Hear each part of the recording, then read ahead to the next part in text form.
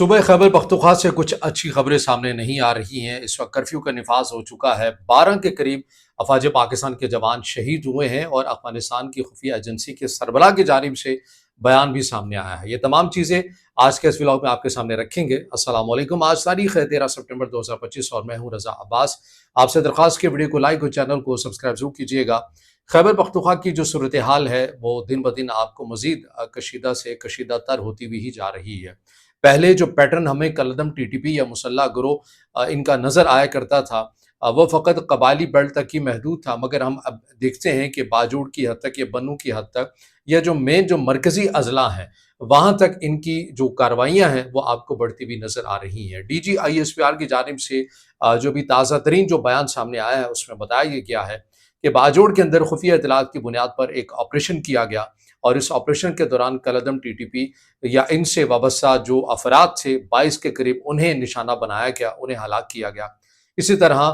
वज़ीरिस्तान वाली साइड के जनूबी वज़ीरिस्तान वाली साइड पर भी ऑपरेशन किया गया और उसमें भी तकरीबन 13 से 15 कलदम टीटीपी के जो अफराद हैं उन्हें हलाक किया गया। ये बहुत बड़े पैमाने के ऊपर ये ऑपरेशन किया गया। मगर इसके अंदर जो अफसोसनाक खबर सामने आ रही है, जो मामले की मज़ीद नज़ाकत को और उसकी हसासियत को उजागर करती है, वो ये कि सरकारी सतह के ऊपर इस चीज़ को एडमिट किया गया, यानी DGISPR की जानिब से जो बयान दिया गया, एक तो ऑपरेशन की कामयाबियां बताई की और इसके साथ ही अफवाज पाकिस्तान के जो जवान हैं 12 के करीब जवान ये शहीद हुए हैं। ये बहुत बड़ा नंबर है। इससे पहले हमने देखा कि जून 2025 में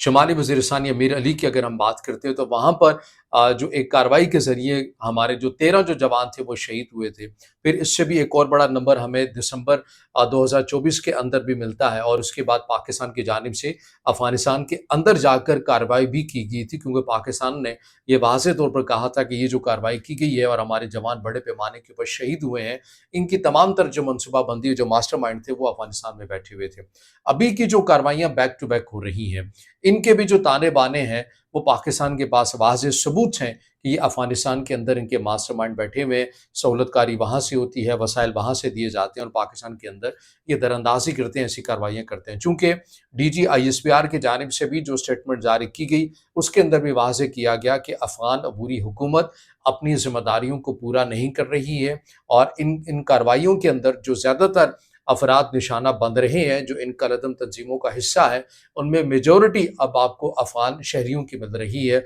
जैसा कि हमने कल भी कहा था कि 125 का नंबर मिला कि जो रियासत पाकिस्तान की जानिब से बताया गया कि 125 वो कलदम टीटीपी के अंदर शामिल अफराद थे जो कि खालिसतन अफ़गान शहरी थे और ये तमाम वो सबूत हैं पहले की तरह पाकिस्तान ने एक बार फिर से अफ़गान हुकाम के सामने रखा। मगर जो अफ़गानिस्तान के खुफिया एजेंसी के सरबराह हैं, उनकी जानिब से जो स्टेटमेंट दी गई है, मैंने वो भी आपके सामने रखनी है। लेकिन पहले खैबर पख्तूनख्वा की सूरत हाल के ऊपर मज़ीद डिस्कस कर लेते हैं कि जो उस वक्त बन्नू की सूरत हाल है, यहाँ पर 2 दिन के लिए कर्फ्यू का निफाज कर दिया गया है। कल बन्नू के अंदर ही ये खबर सामने आई थी कि सरकारी डेयरी फार्म से 100 से ज़ायद जो मवेशी हैं, ये कलदम टीटीपी वाले बड़ी आसानी के साथ वीडियोज़ बनाते हुए, हत्ता कि डेयरी फार्म की हिफाजत के लिए जो सिक्योरिटी गार्ड थे, उन्हें भी अपने हमरा लेके चले गए और उसके बाद ये सवालात उठने लग गए कि आखिर जो सिक्योरिटी एहलकार थे, सिक्योरिटी फोर्सेस थे, वो इनको क्यों नहीं रोक पाए? वो कहाँ थे? उनकी हमें जो अपीयरेंस है वो नज़र नहीं आई और ज़ाहिर है इतनी बड़ी तादाद के अंदर मवेशी को ले जाना और वो भी कैंट वाले एरिया से ले जाना और वहाँ पर सिक्योरिटी का ना होना, तो इससे आपको लगता है कि जो सूरत हाल है वो इंतहाई पेचीदा हो चुकी है और इसी की वजह से बन्नू में कर्फ्यू का निफाज भी कर दिया गया है 2 दिन के लिए। इसके अंदर एक और पहलू है जो हमारे सामने आ रहा है, वो ये कि खैबर पख्तूनख्वा की जो पुलिस है उसके पास उस तरह से वसाइल नहीं है और ना ही वो मुकम्मल तौर के ऊपर आज़ाद अपनी हैसियत के अंदर कुछ चीज़ें कर सकती है। अभी भी जो मद्दे मुकाबिल हैं, जो कलदम टीटीपी है, उनके पास नाइट विजन असलहा है, उनके पास स्नाइपर्स हैं, उनके पास जदीद किस्म का नेटो का छोड़ा गया वो असला उनके पास है और यहाँ पर दूसरी साइड के ऊपर पाकिस्तान के जो सिक्योरिटी इदारे हैं, जो फ्रंट लाइन के ऊपर लड़ते हुए नज़र आ रहे हैं, उनके पास वही पुरानी आपको AK-47 या इसी तरह का पुराना जो असलहा है या हथियार हैं वो आपको नज़र आते हैं और ये बहुत एक बड़ी वजह है। देखिए कि कलदम टीटीपी या इन जैसे जो मुसल्लह जत्थे हैं, وہ اب اگر پولیس اسٹیشن کے اوپر حملہ کرتے ہیں تو وہ کوڈ کاپٹرز کا ڈرونز کا سہارا لیتے ہیں، گھات لگا کر حملے کرتے ہیں۔ جیسا کہ میں نے کہا کہ پہلے یہ تمام تر جو کارروائیاں تھیں قبائلی اضلاع تک محدود تھی، اب تو وہ درمیانی اضلاعوں تک آ چکے ہیں خیبر پختونخوا کے، جو صورتحال کی پیچیدگی کو مزید واضح کرتے ہیں۔ اس لیے خیبر پختونخوا کی پولیس کو بھی وسائل دینے کی ضرورت ہے، انہیں جدید چیزوں کے ساتھ ہم آہنگ کرنے کی ضرورت ہے، مگر بدقسمتی یہ ہے کہ خیبر پختونخوا میں جس جماعت کی حکومت ہے، یعنی کہ پاکستان تحریک انصاف کی، ان کے لیڈر اپنی جماعت کو تنبیہ کر چکے ہیں کہ خبردار، اگر تم نے ان آپریشنز کی تائید کی جو سیکیورٹی اہلکار کر رہے ہیں کالعدم ٹی ٹی پی کے اگینسٹ، تو پھر تمہارا بھی ممکنہ طور پر وہی حل ہو سکتا ہے جیسا کہ اے این پی کا ہوا ہے۔ اب یہ اتنی بڑی عجیب، اور آپ اسے کیا کہیں کہ باعث شرم بھی نہیں آپ کہہ سکتے، لیکن ایسی سٹیٹمنٹ ایک ایسی پارٹی کے سربراہ کی طرف سے آنا، اور واقعاً یہ پھر اپنی پارٹی کے مورال کو بھی وہ ڈاؤن کرتے ہیں اور اپنے صوبے کی پولیس کا بھی کرتے ہیں، حالانکہ وہ یہ نہیں سوچ رہے کہ جس صوبے نے آپ کو 3 بار منتخب کیا ہے، وہاں کے لوگ ان تمام چیزوں کا نشانہ بن رہے ہیں، وہاں کے لوگ سروائیو کر رہے ہیں، اس کے بغیر کوئی حل نہیں ہے۔ آپ مذاکرات کریں گے ان عناصر کے ساتھ کن شرائط کے اوپر؟ وہ تو کہتے ہیں کہ بھئی یہ فاٹا سابقہ قبائلی جتنے بھی جو اضلاع ہیں وہ آپ ہمیں دے دیجئے، یہاں پر ہم اپنا نظام چلائیں گے۔ وہ تو ان شرائط کے اوپر، کیا آپ ان شرائط کے اوپر ان سے بات کرنے کے لیے تیار ہیں؟ تو اس وقت جو خیبر پختونخوا کی صورتحال ہے وہ اس لیے آپ کو مزید پیچیدہ نظر آتی ہے کہ صوبائی حکومت کی ایک علیحدہ سے ڈائریکشن ہے،